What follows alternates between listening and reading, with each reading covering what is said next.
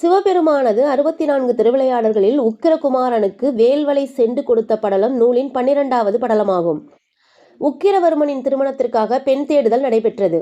மதுரையை அடுத்து மணவூரில் இருக்கும் அரசனான சோமசேகரனின் மகளான காந்திமதியை உக்கிரவர்மனுக்கு மணமகளாக தேர்வு செய்து திருமணம் முடிக்க இறைவனான சுந்தரபாண்டியரும் தடாதகையும் கருதினார்கள்.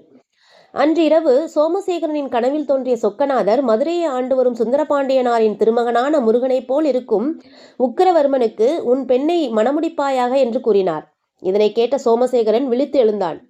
இறைவனின் ஆணையை நிறைவேற்ற விடியலுக்காக காத்திருந்தான். பின் விடிந்ததும் நித்திய கடமைகளை முடித்து தன் சுற்றத்தார் மற்றும் மகளுடன் மதுரையை நோக்கி சென்றான். முந்தைய நாளில் முடிவு செய்தபடி அமைச்சர்கள் சுந்தரபாண்டியனின் உறவினர்களோடு மதுரையிலிருந்து மணவூரை நோக்கி புறப்பட்டனர். வழியில் எதிர்பட்ட சோமசேகரனை கண்டு உன்னுடைய புதல்வியை முருகக் கடவுளைப் போன்று உக்கிரவர்மனுக்கு மணமுடித்து கொடுப்பாயாக என்று கேட்டனர். சோமசேகரனும் சொக்கநாதரின் கட்டளையும் அதுவே, ஆகையால் தான் என்னுடைய மகளையும் அழைத்துக்கொண்டு மதுரையை நோக்கி வருகின்றேன் என்று திருமணத்திற்கு சம்மதம் தெரிவித்தான். சோமசேகர மன்னன் காந்திமதி மற்றும் சுற்றத்தார் அழைத்துக்கொண்டு சுந்தரபாண்டியனாரின் அமைச்சர்கள் மதுரையை அடைந்தனர். சோமசுந்தரரும் பெண் வீட்டாரை எதிர்கொண்டு அழைத்து அரண்மனை ஒன்றில் தங்க வைத்தார். பின்னர் அமைச்சர்கள் அனைவரும் ஒன்று கூடி திருமண நாளை நிச்சயித்தனர். மற்ற அரசர்களுக்கு திருமண ஓலை அனுப்பினர். மதுரை மக்களுக்கு திருமண முரசினை அறிவித்து திருமண செய்தியை அறிவித்தனர். மதுரை மக்கள் உக்கிரவர்மனின் திருமணத்திற்காக வாழை மரங்கள் கட்டி தோரணங்கள் கட்டி தங்கள் வீட்டினரையும் மதுரை நகரினையும் அழகுபடுத்தினர். இவ்வாறாக உக்கிரவர்மனின் காந்திமதி திருமணம் இனிதே நடைபெற்றது.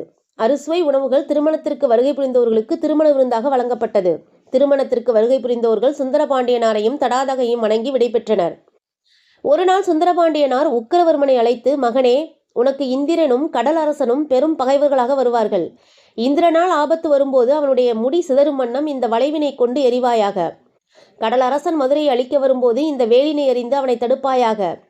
மேருவின் செருக்கினை அழிக்க இந்த செண்டினால் அடிப்பாயாக என்று கூறி 3 படை கருவிகளை உக்கிரவர்மனுக்கு அருளினார். உக்கிரவர்மனும் தன் தந்தையை வணங்கி அந்த படை கலன்களை பெற்றுக்கொண்டான்.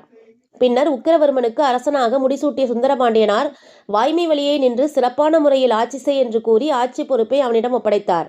அன்றிலிருந்து உக்கிரவர்மன் உக்கிர பாண்டியன் என்று அழைக்கப்பட்டான். பின்னர் சுந்தரபாண்டியனார் தன்னை சுற்றியிருந்த சிவகணங்களுக்கு முந்தைய வடிவத்தினை கொடுத்து தடாதகையுடன் மதுரை திருக்கோவிலுள் சென்று சுந்தரேஸ்வரராகவும் மீனாட்சி அம்மனாகவும் எழுந்தருளினார்கள். உக்கிர பாண்டியனார் சிறப்புடன் ஆட்சி புரிந்து வந்தார். சிவபெருமான் இந்த திருவிளையாடலை செய்து இதன் மூலம் உலகிற்கு அளித்த நன்மை, பிள்ளைகளை பெற்று நல்வழியில் வளர்த்து நல்ல குணங்களை கற்றுக் கொடுத்து அவர்களின் வாழ்க்கைக்கு வேண்டிய பொருளாதாரத்தை நல்ல வழியில் ஈட்ட செய்து நல்ல மன வாழ்க்கையும் அமைத்து தருவது பெற்றோரின் கடமை என்பதே இந்த திருவிளையாடல் மூலம் அனைவருக்கும் உணர்த்தினார்.